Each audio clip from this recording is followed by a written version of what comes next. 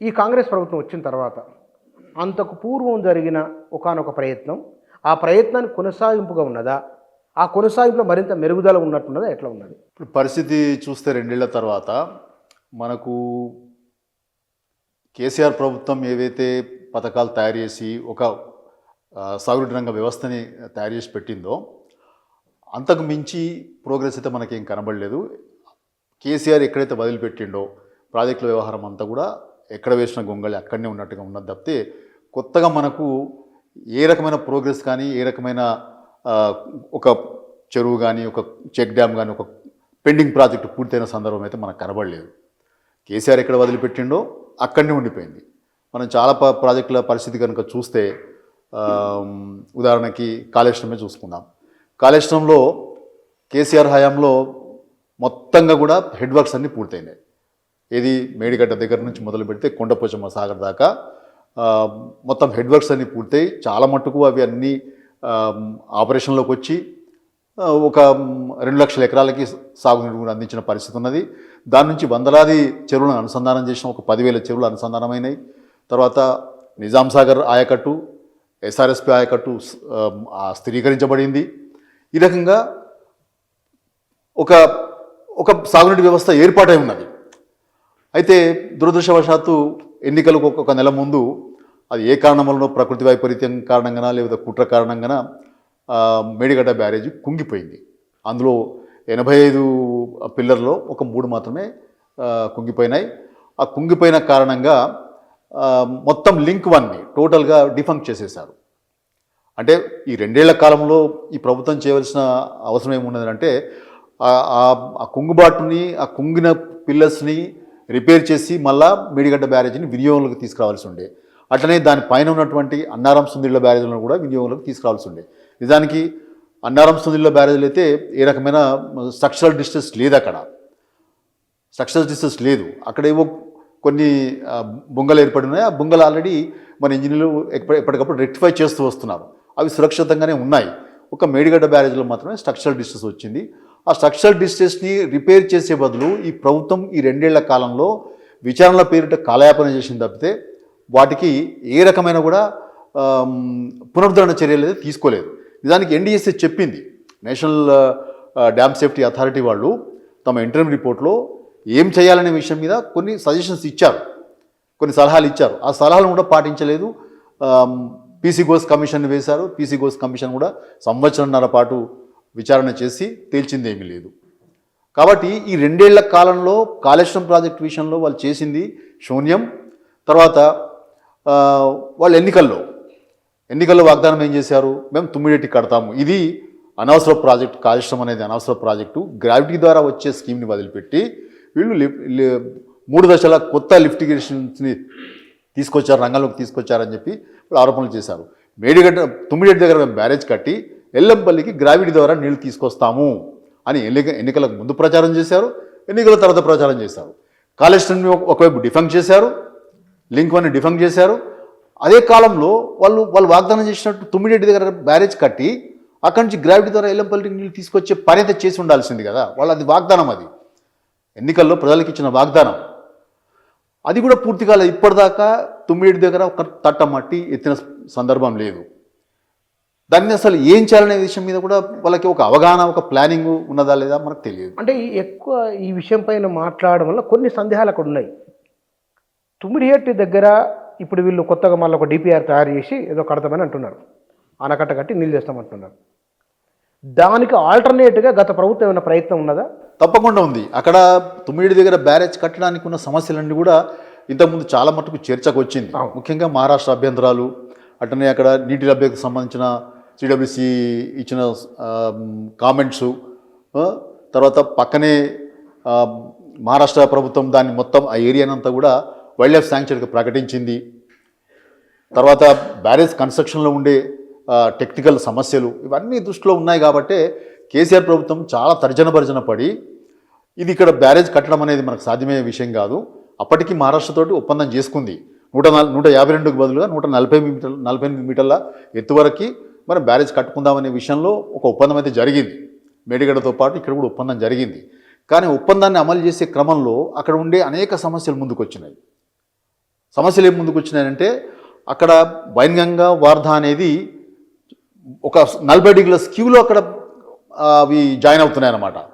40 డిగ్రీల స్క్యూలో కట్టాలంటే మనం స్క్యూ బ్యారేజ్ డిజైన్ చేయాల్సి ఉంటుంది. ప్రపంచంలో ఎక్కడ కూడా స్క్యూ బ్యారేజీలు లేవు. వాటికి సంబంధించిన డిజైన్ చాలా కాంప్లికేటెడ్ డిజైన్, అది ఎట్లా చేయాలనే విషయం మీద మనకు ఇప్పటికీ అవగాహన లేదు.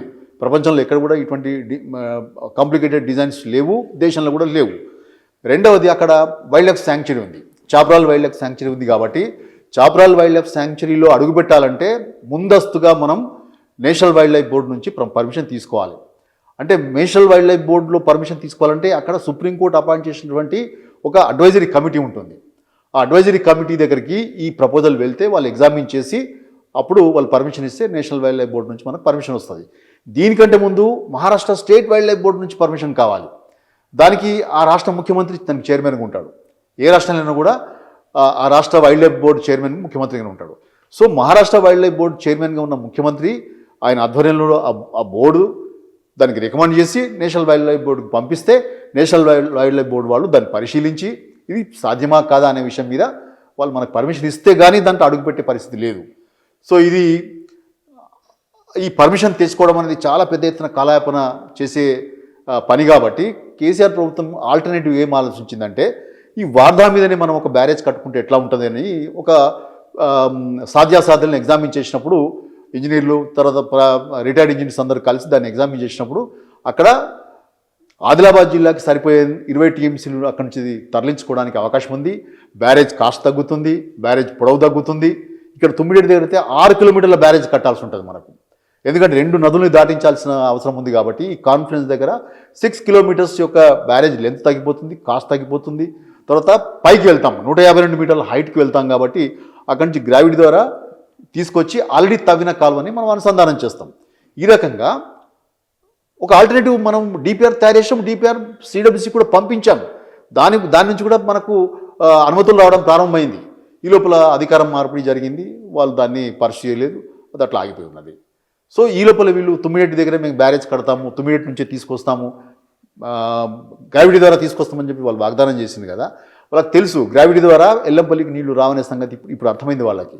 ఎందుకంటే అక్కడ సింగరేణి డిమార్కెటెడ్ గనులు ఉన్నాయి ఆ కాలంలో. ఇప్పుడు బహుశా ఇప్పుడు అక్కడ ఓపెన్ కాస్ట్ మైన్స్ కూడా వచ్చి ఉంటాయి. కాబట్టి వాళ్ళు ఏం చేసినట్టే అక్కడి నుంచి తీసుకురావడం సాధ్యం కాదు. కాబట్టి సుందిళ్ళకి తీసుకొద్దామనే ఒక ఆలోచన చేస్తున్నారు. అక్కడి నుంచి 165 టీఎంసీలకు బదులు 80 టీఎంసీలు మళ్ళించి సుందిళ్ళకి తీసుకొచ్చి సుందిళ్ళ నుంచి ఎల్లంపల్లికి మళ్ళిద్దామని, ఎల్లంపల్లికి లిఫ్ట్ చేద్దామనే ఆలోచన ఇప్పుడు చేస్తున్నారు. సో వాళ్ళు ఏదైతే గ్రావిటీ ద్వారా తీసుకొస్తామని చెప్పి ప్రజలకు వాగ్దానం చేసిందో అది కాకుండా కాళేశ్వరంలో భాగంగా నిర్మాణమైన ఎల్లంపల్లికి తీసుకొచ్చే ఆలోచన ఇప్పుడు చేస్తున్నట్టుగా మనకు తెలుస్తున్నది. దాని మీద డిపిఆర్ కూడా తయారు చేస్తున్నట్టు తెలుస్తున్నది. అయితే ఇప్పుడు సుందిళ్ళకి తీసుకొస్తున్నారంటే కాళేశ్వరంలో భాగంగా నిర్మాణమైందే కదా, మరి దానికి అదే పద్ధతిలో డిజైన్ అయిన అదే పద్ధతిలో కన్స్ట్రక్షన్ అయినటువంటి అన్నారంని వినియోగంలోకి పెట్టవచ్చు. అట్లనే మేడిగడ్డ బ్యారేజ్ కుంగుబాటుని కనుక పునరుద్ధరిస్తే, ఆ పిల్లర్స్ను పునరుద్ధరిస్తే మేడిగడ్డ కూడా వినియోగంలోకి వస్తుంది. ఇది ఏది చేయకుండా ఇప్పుడు మళ్ళీ కాళేశ్వరంలో భాగంగా నిర్మాణమైనటువంటి సుందిళ్ళని వాడుకోవడానికి ప్రభుత్వం ప్రయత్నం చేస్తున్నట్టుగా తెలుస్తున్నది. సో వాళ్ళు ఇంతకాలం చెప్పిందంతా కూడా అబద్ధమని తేలిపోతున్నది కదా. గ్రావిటీ ద్వారా నీళ్ళు తీసుకొస్తాం అనేది అబద్ధమని తేలిపోయింది. గ్రావిటీ ద్వారా నీళ్లు రావు అక్కడికి. మేము చాలాసార్లు ఈ విషయం మీద మేము డిస్కస్ చేసినాము. నేను నా పుస్తకంలో కూడా అక్కడ నేను మెన్షన్ చేసినాను. అక్కడ 2 లిఫ్ట్లు అవసరమవుతున్నాయి. అది పక్కన పెట్టి గ్రావిటీ ద్వారా నీళ్ళు తీసుకొస్తామని ఒక అబద్ధ ప్రచారం చేశారు.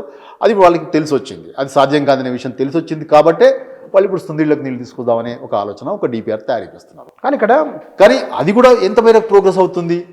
ఇప్పుడు 152 మీటర్ల దగ్గర కడతారా, లేకపోతే 148 దగ్గర కడతారా, లేదా 150 దగ్గర కడతారా అనే విషయం మీద స్పష్టత లేదు. తుమ్మిడెట్టి బ్యారేజ్ ఏ లెవెల్లో కడతారు ప్రజలకు చెప్పాలి కదా.